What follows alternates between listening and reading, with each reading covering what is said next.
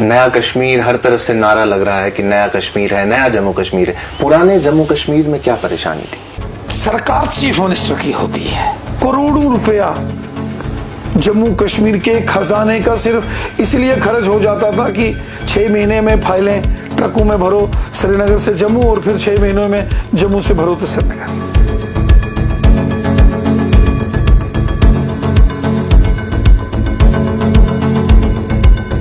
Kashmir life के सियासी मंजरनामा में आपका इस्तकबाल।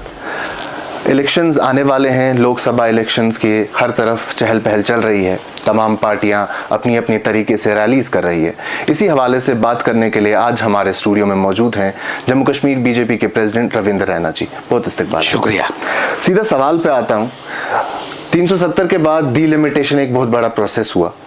डीलिमिटेशन में कुछ कॉन्स्टिट्यूएंसीज को मर्ज किया गया और कुछ के हिस्से हुए, और अनंतनाग और पुंछ राजौरी जो कि एक बहुत बड़ी कॉन्स्टिट्यूएंसी है उसे मर्ज किया गया। लोगों का कहना है कि बीजेपी को फेवर करने के लिए अनंतनाग और पुंछ राजौरी कॉन्स्टिट्यूएंसी को जो है मर्ज किया गया है। इस पे आपका क्या कहना है? डीलिमिटेशन जो जम्मू कश्मीर के अंदर हुआ है वो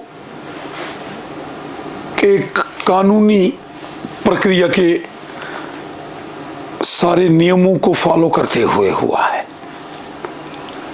डीलिमिटेशन कमीशन बनाया गया, सुप्रीम कोर्ट की जस्टिस रंजना देसाई साहिबा उसकी चेयरमैन थी।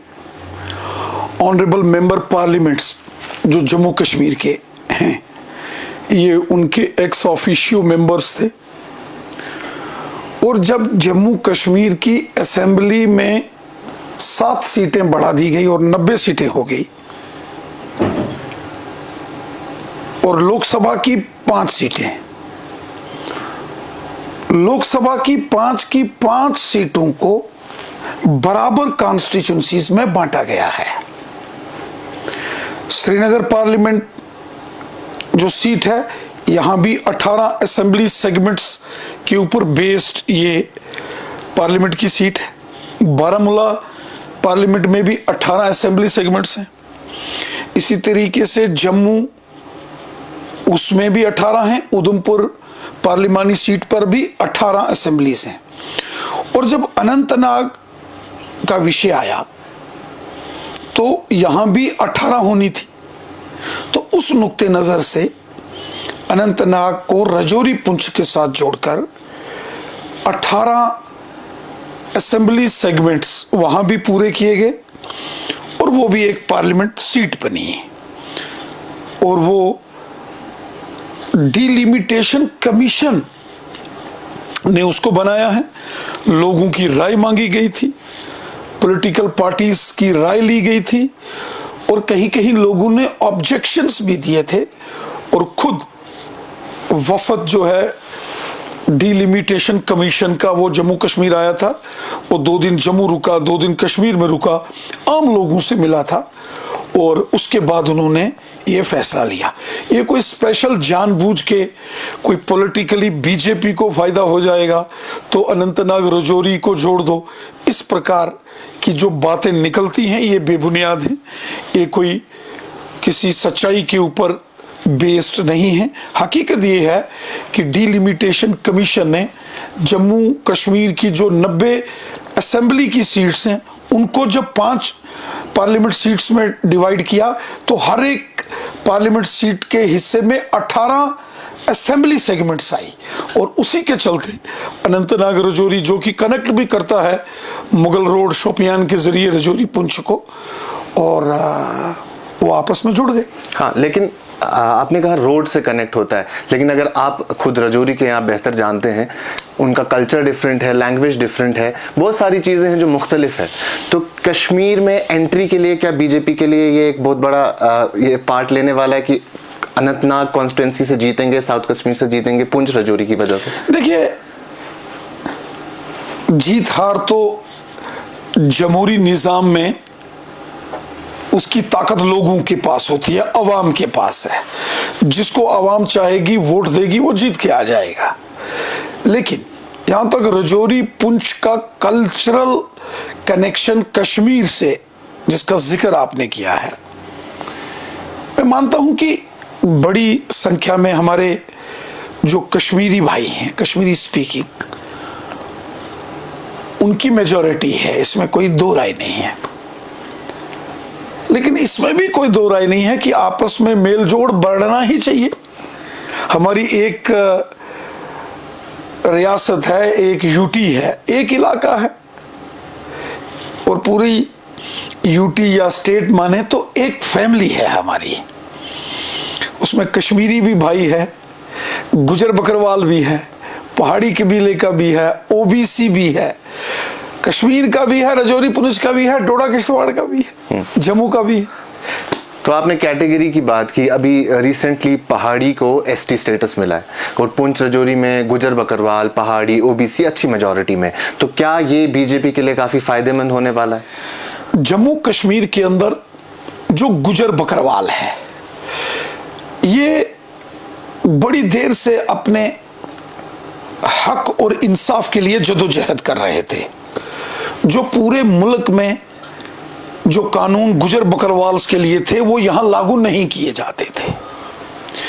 जैसे फॉरेस्ट लैंड राइट एक्ट, गुजर बकरवाल ज्यादातर जंगल में रहते हैं, फॉरेस्ट लैंड राइट्स उनके लिए बनाया गया हिंदुस्तान के पार्लियामेंट ने।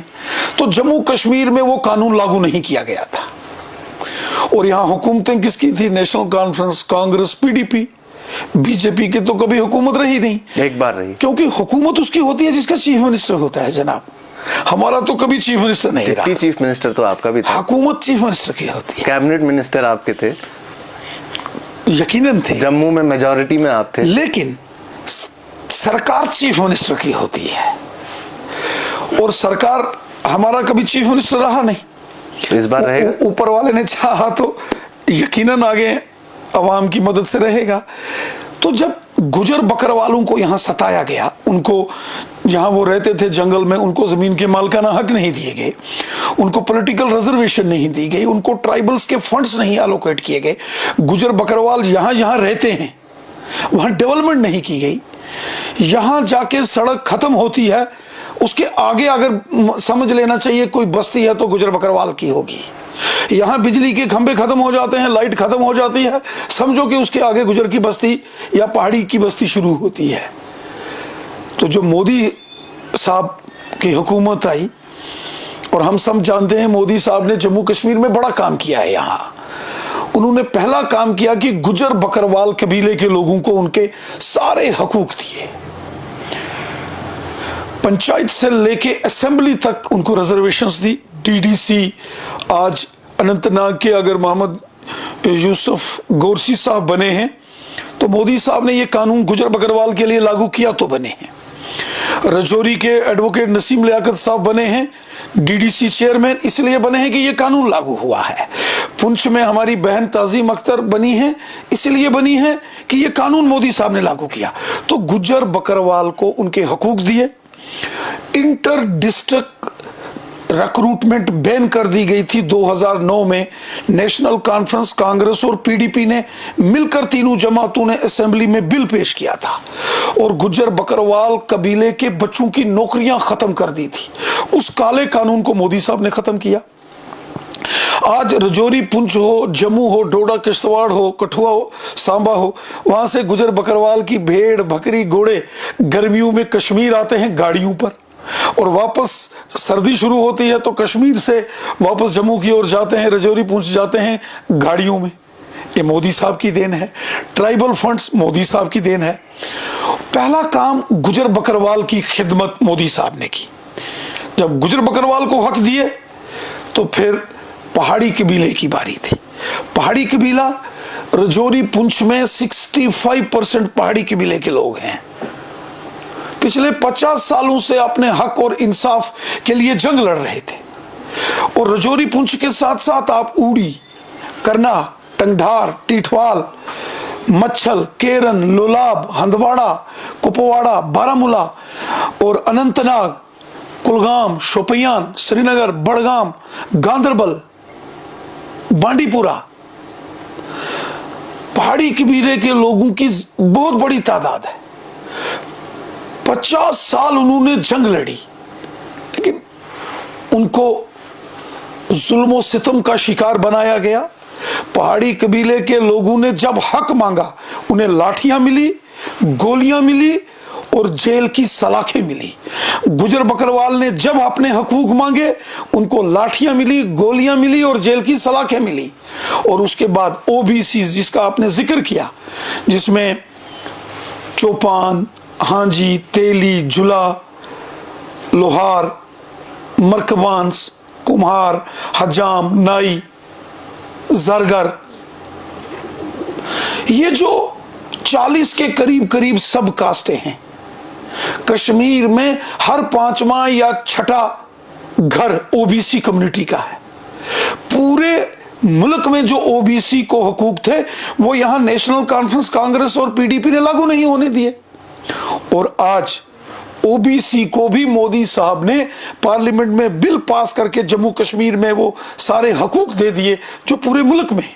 तो हमने इंसाफ किया। हमने केवल वोट बैंक नहीं, चूंकि हम सियासी जमात हैं, इलेक्शन में जाएंगे, नेचुरली है वोट की बात होती है, लेकिन इंसाफ की बात बीजेपी ने की है। बीजेपी ने गुजर बकरवाल के साथ इंसाफ किया, बीजेपी ने पहाड़ी कबीले के साथ इंसाफ किया और बीजेपी ने ओबीसी कम्युनिटी के साथ इंसाफ किया। बचे कुछ जनरल कैटेगरी वालों को भी कुछ दे दीजिए। यकीनन जनरल कैटेगरी में भी जो उनकी इकोनॉमिकली जो वीकर सेक्शन है, ईडब्ल्यूएस, वो तो बहुत छोटा सा, उनको भी 10% दिया गया है। मोदी साहब ने सबका साथ, सबका विकास और सबका विश्वास, ये जो विश्वास है जिसका नाम एतमाद, ट्रस्ट, ये बहुत बड़ी चीज है। क्योंकि तकरीबन 100 में से 51% तो रिजर्व्ड है, तो वो बचे कुचे जो 40, 45, 50% के लोग हैं वो कहां जाएंगे? उनके हकूक भी महफूज है जनाब, उनका भी पूरा ख्याल। आज मोदी साहब ने गोल्डन कार्ड जो आयुष्मान भारत के हेल्थ कार्ड लगाए, पूरे हिंदुस्तान में गरीब लोगों को है बीपीएल, और जम्मू कश्मीर में हर शख्स की जेब में 5 लाख रुपया एक साल में जिससे इलाज होता है अगर कोई बीमार हो जाए, ये मोदी साहब ने आम लोगों के लिए कर दिया। और ये सिर्फ जम्मू कश्मीर में है कि हर शख्स को गोल्डन कार्ड, गरीब को फ्री राशन, गरीबों को फ्री मकान, एक एक पंचायत में एक एक साल का 100 मकान गरीब के लिए मोदी साहब ने दिया जनाब। गरीबों को फ्री राशन, किसान काश्तकारों को साल का 6-6 हजार उनके अकाउंट में, गरीब लोगों को 1000 पेंशन, गरीब लोगों की जो हमारी माताएं बहनें हैं, खवातीन हैं, उनको गैस के सिलेंडर कनेक्शन, और ये सारा बेटी बचाओ बेटी पढ़ाओ, लाडली बेटी स्कीम्स, कितने जबरदस्त काम मोदी साहब ने किए हैं। स्कॉलरशिप स्कीम्स, गुजर बकरवाल का भला, पहाड़ी का भला, आम कश्मीरी का भला, और सबसे बड़ा काम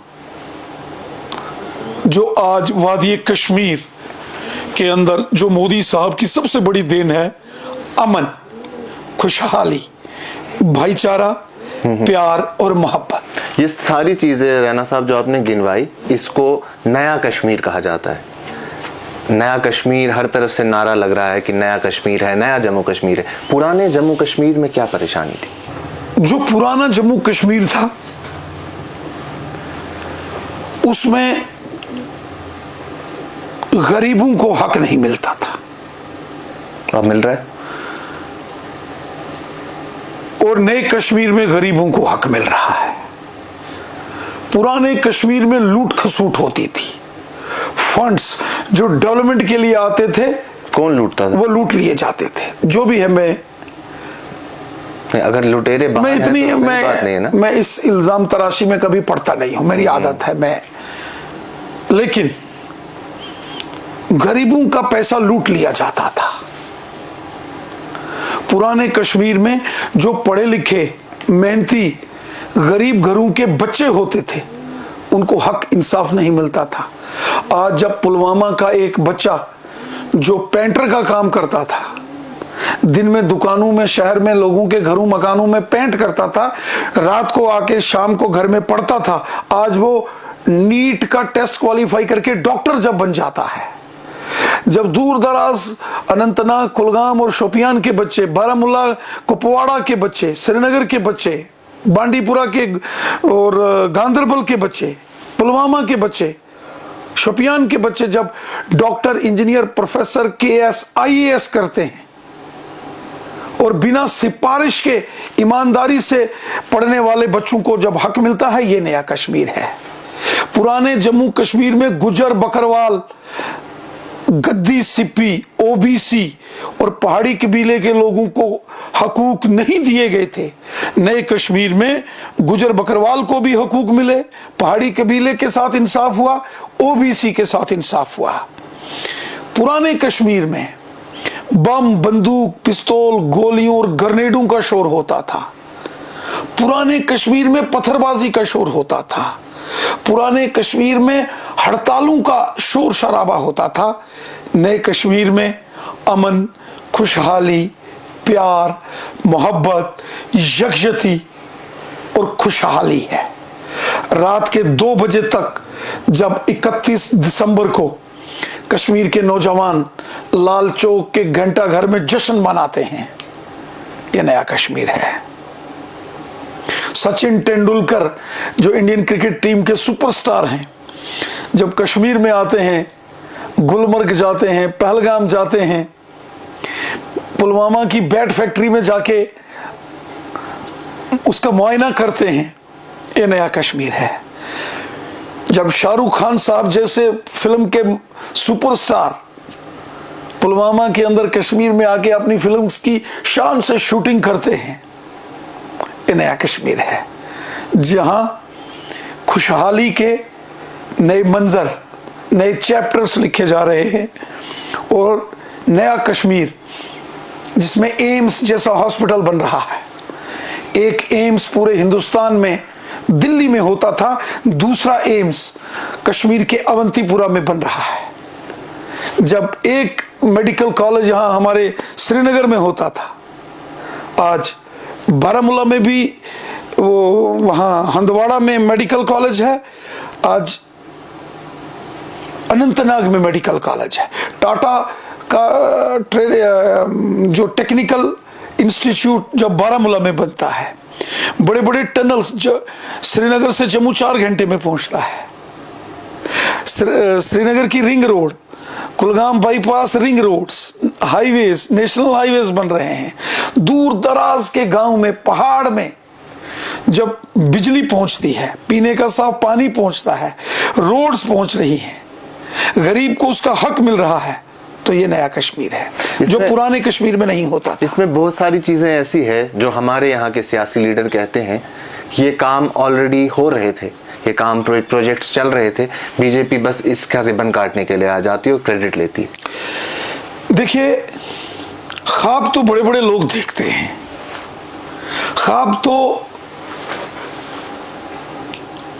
देखना अच्छी बात है, लेकिन ख्वाबों को अमली जामा पहनाने का काम मरकजी हुकूमत ने, मोदी साहब ने किया है, हमारी हुकूमत ने किया है और ईमानदारी से किया है।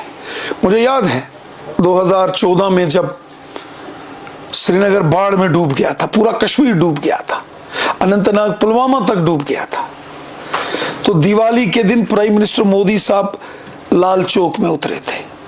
80,000 करोड़ का पैकेज अनाउंस किया गया था और धीरे धीरे धीरे धीरे उस मुश्किल से कश्मीर को बाहर निकालने का काम मोदी साहब ने किया है। मोदी साहब कश्मीर के लोगों को दिल से मोहब्बत करते हैं, दिल से।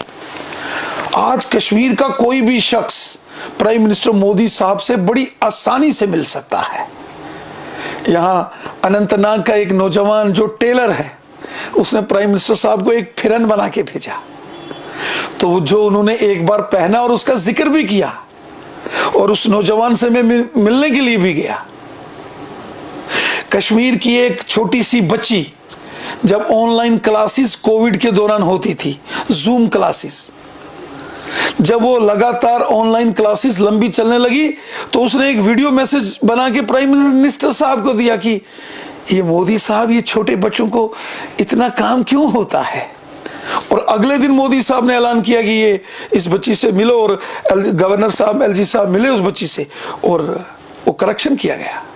बीजेपी का ये भी कहना है कि पुराने कश्मीर में खानदानी सियासत चलती थी, अब्दुल्लाज हैं, मुफ्तीज हैं, लेकिन आपको नहीं लगता कि बीजेपी में भी कहीं ना कहीं खानदान है कि हमारे जो मिनिस्टर साहब है जम्मू से, उनके भाई अब बीजेपी में रिसेंटली शामिल हो गए, तो दूसरों पे ताने कसे जा रहे हैं कि खानदानी सियासत है, जबकि अपनी जमात में भी वही हो रहा है। नहीं, मैं इस पर कोई ज्यादा तनकीद नहीं करना चाहता। तो अगर हम इलेक्शंस की बात करें, अभी इलेक्शंस होने वाले हैं, लोकसभा इलेक्शंस है, मुल्क भर में हो रहे हैं, प्री पोल अलायंस का कुछ इरादा है बीजेपी का? कि यहाँ कहा जाता है बड़ी जमातें कुछ छोटी जमातों को बी टीम कहती है, जो शायद आपके नए दोस्त हैं और वो शायद आपके पुराने दोस्त हैं, तो प्री पोल अलायंस हो सकती है किसी के साथ? देखिए, ए टीम, बी टीम, सी टीम, ऐसा कुछ नहीं होता है। हाँ ठीक है, आपके दोस्त हो सकते हैं, आपके दोस्त हो सकते हैं। तो कौन है आपका सबसे अच्छा दोस्त? हमारे नए दोस्त भी हैं, पुराने भी हैं, हमें सबसे दोस्ती है, सबसे मोहब्बत है। हमें डॉक्टर फारूक अब्दुल्ला साहब से दोस्ती है, हमें अल्ताफ बुखारी साहब से दोस्ती है, हमें सज्जाद लोन साहब से दोस्ती है, हमें मुजफ्फर बेग साहब से दोस्ती है। मेरे पीडीपी के अंदर बहुत अच्छे दोस्त हैं। मैं मैडम महबूबा मुफ्ती साहिबा की बहुत रिस्पेक्ट करता हूँ। एक बार असेंबली में उन्होंने डिबेट के दौरान एक किसी जम्मू कश्मीर की जो हालात के ऊपर चर्चा हो रही थी, मैंने भी जम्मू कश्मीर में अमन के लिए बात रखी थी, तो उन्होंने कहा था कि ये मेरा छोटा भाई है। तो हमें तो सबसे इज्जत है, सबकी इज्जत है। तो क्या रद्द अमल रहेगा बीजेपी का? जहां तक इलेक्शन लड़ने की बात है, इलेक्शन बीजेपी अकेले लड़ेगी। बीजेपी आज जम्मू कश्मीर में सबसे मजबूत जमात है। हमने 2 पार्लिमानी सीटें, एक जम्मू की और उधमपुर की, वहां हमने अपने जो कैंडिडेट्स हैं पार्लियामेंट के सीट्स के, उनको अनाउंस कर दिया है, और बहुत जल्द कश्मीर की 3 सीटों का भी फैसला हो जाएगा और जल्दी फैसला होगा। सुनने में आ रहा है ये अनंतनाग कॉन्स्टिट्यूंसी रविंदर रैना खुद लड़ने जा रहे हैं। रविंदर रैना जम्मू कश्मीर की 5 पार्लियामेंट सीटों पर इलेक्शन लड़ेगा, क्योंकि मैं पार्टी का प्रेसिडेंट हूं और मुझे 5 सीटें जीतनी हैं।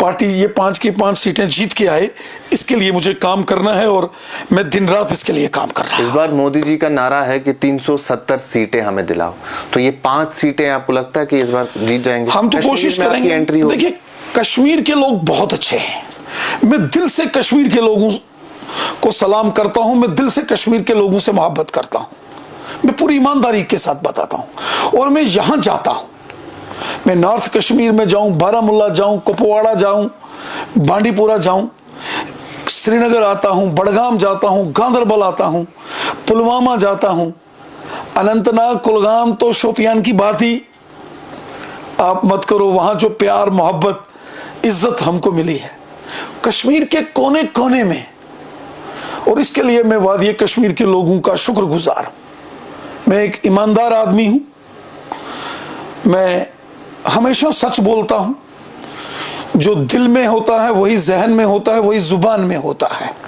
गरीबों का खिदमतदार हूं, गरीबों का, मस्कीनों का, यतीमों का, मजलूमों का और बेसहारा लोगों का लीडर हूं, और गरीबों के लिए जीता हूं, जो बेसहारा हैं और जिनके हकूक दबाए जाते हैं, मैं उनके लिए लड़ता हूं। यही मेरी जिंदगी का मिशन है। मेरा ना घर है, ना परिवार है, ना हमारा कोई आगे है, ना हमारा कोई पीछे है। दरवेश की तरह मैं अपनी जिंदगी जीता हूं, फकीर की तरह जिंदगी जीता हूं और लोगों की खिदमत करता हूं, लोगों की खिदमत करता हूं। सिवाय इस अवाम के हमारा कोई नहीं है, यही अवाम है, लोग। और मैं दिल से लोगों से, गरीबों से, मस्कीनों से मोहब्बत करता हूं। फिर कोई हिंदू है, मुसलमान है, सिख है, ईसाई है, वो फर्क नहीं पड़ता है। वो कश्मीरी है या फिर गुजर बकरवाल है या पहाड़ी कबीले का है या ओबीसी है, वो फर्क नहीं पड़ता है। हम मजहब, जात, रीजन, इलाकाई, इसके ऊपर जो है वो लोगों में काम नहीं करते हैं। हम दिल में सबके लिए मोहब्बत रखते हैं और हम सबके लिए। जब पहली बार प्राइम मिनिस्टर नरेंद्र मोदी सत्ता में आए थे 2014 में, तो हमारी मैगजीन ने कवर लिखा था मोदी एंड कश्मीर कनेक्शन, क्योंकि 1990 से उनका यहाँ आना जाना था। बडगाम के साइबुक इलाके से वो ऑपरेट करते थे अपने कनेक्शन। आजकल भी कश्मीर पे बीजेपी काफ़ी काम कर रही है, तो क्या पुराने कनेक्शंस को रिवाइव किया जा रहा है या चंद कुछ लोगों को, कुछ मौलवियों को आगे धकेला जा रहा है? बहुत साल पहले जब इसका इल्म दुनिया में किसी को नहीं था, पूरे हिंदुस्तान में किसी को नहीं था सिवाय मोदी साहब के और उनके कुछ दोस्तों को, कि वो कश्मीर में आते थे, साइबूग बड़गाम में या रजौरी पुंछ में आते थे। इस पर जो स्टोरी कश्मीर लाइफ ने चलाई, वो पूरे हिंदुस्तान में वो स्टोरी बहुत पॉपुलर हो गई। और फिर हमें भी पूछा गया कि ये कश्मीर लाइफ ने जो मोदी साहब का कश्मीर कनेक्शन है, इस पर जो स्टोरी चलाई है, इसका आधार, इसका बेस क्या है। और बीजेपी के कुछ पुराने जो लीडर हैं, वर्कर हैं, वो जानते हैं। एक बार मोहतरम डॉक्टर फारूक अब्दुल्ला साहब ने भी इस बात का जिक्र किया कि छठी सिंहपुरा में जब वहां एक बड़ी दहशतगर्दाना हमला हो गया था, उस वक्त शायद प्राइम मिनिस्टर मोदी बीजेपी के ऑर्गेनाइजेशन का काम देखते थे, तो वहां आए थे और वो डॉक्टर फारूक अब्दुल्ला साहब से मिले थे। इसका जिक्र जब ऑल पार्टी मीटिंग नई दिल्ली में हुई थी तो प्राइम मिनिस्टर मोदी साहब ने भी किया था और डॉक्टर फारूक अब्दुल्ला साहब ने भी उसका जिक्र किया था। तो मोदी साहब का जबरदस्त कनेक्ट रहा है कश्मीर के साथ, और यही कारण है कि वो रजौरी पुंछ हो, कश्मीर हो, बडगाम हो, श्रीनगर हो, अनंतनाग हो, बारामूला हो, वो हर एरिया को जानते हैं। और यही कारण है कि उनके दिल में बहुत मोहब्बत, प्यार है जम्मू कश्मीर की आवाम के लिए। और वो अक्सर ये भी सुनने में आता है कि गुजर बकरवाल फैमिलीज में रहते थे। बहुत सारे लोग मुझे मिले जिनके घरों में वो रहते थे, जम्मू में, नगरोटा में, रजौरी पुंछ में, मेंढर में। और जब ये कश्मीर लाइफ ने ये स्टोरी पब्लिश की तो पूरे हिंदुस्तान और पूरी दुनिया को मोदी साहब का कश्मीर कनेक्शन पता चला।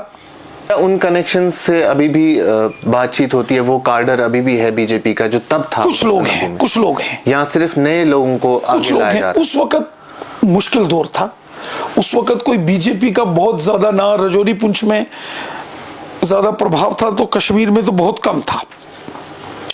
ये आपने लगभग 1990s के बाद की बात की है। फिर 95, 96, 2000 उस दौर की बात है। तो जो मुश्किल दौर, वो जो कुछ लोग हैं, चंद लोग थे, लेकिन उन लोगों से हमारी मुलाकात होती है। बहुत सारे लोग हमें मिले भी हैं। बहुत सारे, जब आपने कश्मीर लाइफ ने ये स्टोरी पब्लिश की तो मुझे एक बहुत बड़े नेशनल न्यूज चैनल के एक रिपोर्टर ने संपर्क किया, कांटेक्ट किया कि कुछ लोगों से वो मिलना चाहते हैं, वो भी इस पर स्टोरी करना चाहते थे। मेरे दोस्त हैं ताहिर शम्स खान, जो आज तक में वारदात एपिसोड चलाते हैं। उन्होंने मुझे जब आपकी स्टोरी कश्मीर लाइफ की देखी तो वो इंटरेस्टेड थे इस पर काम करने के लिए। शायद उन्होंने की भी थी स्टोरी, क्योंकि मैंने कुछ संपर्क उनको वो दिए थे। बीजेपी अपना कार्डर बड़ा स्ट्रांग कर रही है कश्मीर में इन दिनों, छोटी छोटी जगहों पे जा रही है, पंचायत में जा रही है। तो जो आने वाले सुप्रीम कोर्ट का फैसला है कि तकरीबन सितंबर के आसपास यहाँ असेंबली इलेक्शंस हो जाएंगे, तो असेंबली इलेक्शंस के हवाले से आपका क्या नजरिया है? बीजेपी पार्लियामेंट के इलेक्शंस के साथ साथ असेंबली इलेक्शंस के लिए भी तैयार है। हम चाहते हैं कि इलेक्शन कमीशन इसका फैसला ले और यहाँ इलेक्शन हो, और हमें पूरा यकीन है कि जम्मू और कश्मीर का बच्चा बच्चा इस बार बीजेपी को वोट देगा और जम्मू कश्मीर में बीजेपी की हुकूमत बनेगी। पहली मर्तबा जम्मू कश्मीर में बीजेपी का चीफ मिनिस्टर बनेगा, मुझे पूरा यकीन। 50 के पार जाएगी बीजेपी। जिस तरीके से लोगों का प्यार और लोगों की सपोर्ट बीजेपी को मिल रही है, और खासकर कश्मीर के अंदर, और आप देख रहे हैं नॉर्थ कश्मीर हो, सेंट्रल कश्मीर हो, साउथ कश्मीर हो, मेरा मानना है कि कश्मीर में आज बीजेपी का जबरदस्त नेटवर्क तैयार हो चुका है, और पार्लियामेंट के इलेक्शंस में और फिर असेंबली के इलेक्शंस में दिल खोलकर लोगों का प्यार कोलिशन बीजेपी को मिलेगा। मुझे नहीं लगता कोलिशन की हमें जरूरत पड़ेगी। हम अपने दम पर इलेक्शन लड़ेंगे और लोगों से डेवलपमेंट के लिए वोट मांगेंगे, तो आपका कश्मीर की खुशहाली के लिए मांगेंगे, कश्मीर में अमन और भाईचारे के लिए वोट मांगेंगे। हमारा मैनिफेस्टो रहेगा डेवलपमेंट, खुशहाली, अमन, ईमानदारी, इंसाफ और सबका साथ, सबका विकास, सबका विश्वास। ये हमारा मैनिफेस्टो रहेगा। रैना जी, हम जितनी भी हमने बात की इसमें कश्मीर का जिक्र है, क्या हमें ऐसा लग रहा है कि कुछ प्रोटेस्ट भी जम्मू में हुए पिछले दिनों, पिछले कुछ टाइम में, वहाँ ये भी कहा गया लोगों ने कि जम्मू को नेग्लेक्ट किया जा रहा है, सारा फोकस कश्मीर पे किया जा रहा है, तो क्या लगता है जम्मू में रोष है? नहीं, मोदी साहब का नारा है सबका साथ, सबका विकास, सबका विश्वास। जम्मू भी हमारा है, कश्मीर भी हमारा है।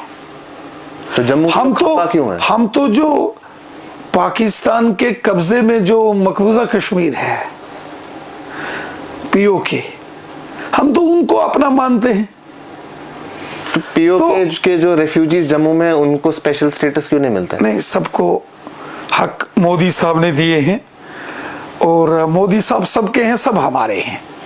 एक एक करके सब मसाइल हम हल कर रहे हैं।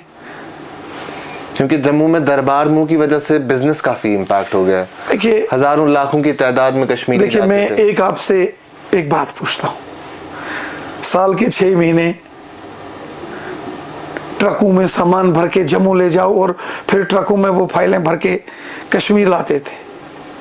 करोड़ों रुपया जम्मू कश्मीर के खजाने का सिर्फ इसलिए खर्च हो जाता था कि 6 महीने में फाइलें ट्रकों में भरो श्रीनगर से जम्मू, और फिर 6 महीनों में जम्मू से भरो तो श्रीनगर। एक शख्स उड़ी का रहने वाला है, टंगधार का है, लोलाव मच्छल केरन का है, गुरेज का है, बारामूला कुपवाड़ा का है, या शोपियान जैनेपुरा कुलगाम देवसर का है, धमाल हाजीपुरा का है, कुकरनाग शांगस पहलगाम बिजबिहाड़ा श्री गुफवारा का है, पहलगाम का है, पुलवामा का है, त्राल का है। उसको अगर कोई सेक्रेटरीट में काम होगा तो मैं आपसे सवाल पूछता हूं, कहां जाएगा वो? 6 महीने अपने घर में बैठ के इंतजार करेगा कब सेक्रेटरीट जम्मू से श्रीनगर आएगा। तो मैं सेक्रेटरीट अपनी फाइल चेक करने के लिए जाऊंगा, और जब सेक्रेटरीट श्रीनगर आ जाता था, रजौरी, पुंछ, कठुआ, बनी, बिलावर, बसोली, रामनगर, डुड्डू, बसंतगढ़, कटरा, रियासी, आरएसपुरा, सांबा, अरनिया, ये लोग कहां श्रीनगर आते थे? वो इंतजार करते थे कब श्रीनगर से सेक्रेटरीट जम्मू आ जाएगा। आज जम्मू में भी सेक्रेटरीट खुला है 12 महीने, श्रीनगर में भी खुला है। बिजनेस काफी इंपैक्ट हो गया जम्मू का, क्योंकि टूरिज्म जम्मू में ज्यादा नहीं है जितना कश्मीर में है। जम्मू में हॉर्टिकल्चर, जम्मू में भी जबरदस्त टूरिस्ट आ रहा है। श्री माता वैष्णो देवी जी का दरबार हो, हाँ, या उसमें भी डायरेक्ट ट्रेन है जो कटरा जाती है, जम्मू स्टॉप। इसके अलावा भी इसके बॉर्डर टूरिज्म जो सुचेतगढ़ खोला गया है, by road connectivity Rajouri Poonch की बेटर कर दी गई है, और फैसिलिटीज मजबूत की गई हैं, चाहे जम्मू हो या कश्मीर। क्या जम्मू आने वाले दिनों में पठानकोट बन के रह जाएगा कि स्टॉप नहीं है, कुछ नहीं देखने के लिए नहीं है, लोग रुक नहीं रहे हैं? जम्मू एक अच्छा बिजनेस डेस्टिनेशन है। जम्मू रीजन अच्छा टूरिस्ट डेस्टिनेशन डेवलप हो रहा है। अच्छे प्रोजेक्ट्स वहाँ जो तवी नदी के ऊपर एक साबरमती रिवर फ्रंट के पैटर्न पर जो डेवलपमेंट हो रही है वो बड़ी जबरदस्त है। तो वो शख्स जो इससे पहले करप्ट होता है वो बीजेपी में आके साफ कैसे हो जाता है? सवाल ही पैदा नहीं। तो बीजेपी में वही शख्स आएगा जिसने गलत किया होगा उसको कानून का सामना करना पड़ेगा। आपके हिसाब से तो पुरानी जमातों ने काफी गलतियां की है, तो वो अभी तक बाहर फ्री कैसे हैं? अब कुछ कानूनी रूल्स हैं। हमारा मुल्क जमहूरी मुल्क है, यहाँ डिक्टेटरशिप तो चल नहीं सकती है, कानून का राज है और जो अदालतों का फैसला है वो मान्य होता है। बहुत शुक्रिया हमसे बात करने के लिए। ये थे बीजेपी जम्मू कश्मीर प्रेसिडेंट रविंदर रैना जी। आप देखते रहें कश्मीर लाइव।